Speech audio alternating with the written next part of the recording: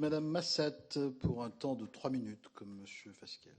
Merci, Président. Donc moi, effectivement, je souhaiterais revenir déjà sur les engagements du Président de la République, à savoir la fermeture de Fessenheim. Ça a été répété. Au plus tard, le 31 décembre 2016, vous avez dit que vous vous inscriviez dans les propos de Monsieur Lacoste, ou du moins dans ses déclarations concernant la procédure de fermeture et de démantèlement, en disant qu'effectivement, il y avait un processus à observer et que cela ne pouvait pas se faire suite à des déclarations par rapport à une date. Et même le président Lacoste a dit qu'il faudrait 3 années supplémentaires à l'ASN pour donner son feu vert. Et donc, la publication du décret de mise à l'arrêt démantèlement ne pourrait pas avoir lieu avant 2017. Donc, moi, je souhaiterais savoir si vous confirmez ces propos. Il est allé même dire plus loin en disant qu'on n'était pas dans une dictature et qu'effectivement, il fallait que l'exploitant ait son mot à dire dans la procédure. Donc là-dessus, vous avez commencé un début d'explication, mais je souhaiterais que vous puissiez aller plus loin sur la procédure de fermeture. Ensuite, également, une question sur la sûreté des centrales par rapport au récent rapport de la Commission européenne sur le parc nucléaire français, qui note un certain nombre de défaillances, et notamment parmi les 11 points de contrôle qui figurent au programme des stress tests que vous avez évoqués.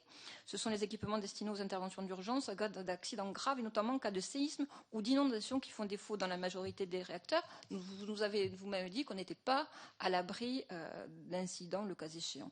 Donc l'ASN, dans un de ses rapports, chiffrait le coût de la remise à niveau à 10 milliards d'euros. Est-ce que vous êtes, vous aussi, par rapport à ces éléments dans cette configuration? Moi aussi, des questions sur l'information et la transparence. On en a beaucoup évoqué quand M. Lacoste était venu devant cette commission, et notamment par rapport à nos concitoyens qui, parfois, se trouvent un peu coupés de l'information quand il y a des incidents, voire des accidents. Votre position, on l'avait évoqué, par rapport à la sous-traitance des exploitants, car on se rend compte que parfois ils font appel à la sous-traitance et ils se départissent de compétences humaines, vous l'avez évoqué vous-même. Donc votre action là-dessus, M. Lacoste avait un discours assez ferme en l'occurrence. Également, l'action à l'international, vous l'avez évoqué, un pôle européen avait été évoqué également sur la sûreté nucléaire par votre prédécesseur qui était en construction et qui ne pouvait avoir, disons, à ce titre qu'une possibilité d'intervenir à l'international et de porter la voix de la France au niveau d'un pôle européen. Dernière question, si vous le permettez, c'est concernant la parité au sein de votre instance. Aujourd'hui, on voit que le collège des commissaires qui dirige l'ASN est composé de 4 hommes et d'une femme. Peut-être je n'ai pas de bonnes informations, mais vous nous le direz. Et les 8 directions sont dirigées par des zones.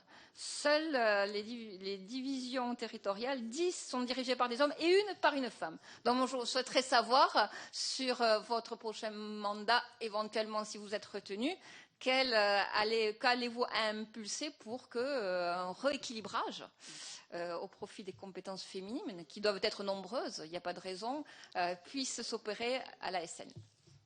Merci. Je crois pouvoir d'ores et déjà vous dire que ce n'est pas le directeur de l'ASN, le patron de l'ASN qui nomme les autres, je le dis au passage. Pas tous, donc certains ou certaines. Alors, effectivement, la question est ouverte. Monsieur Bob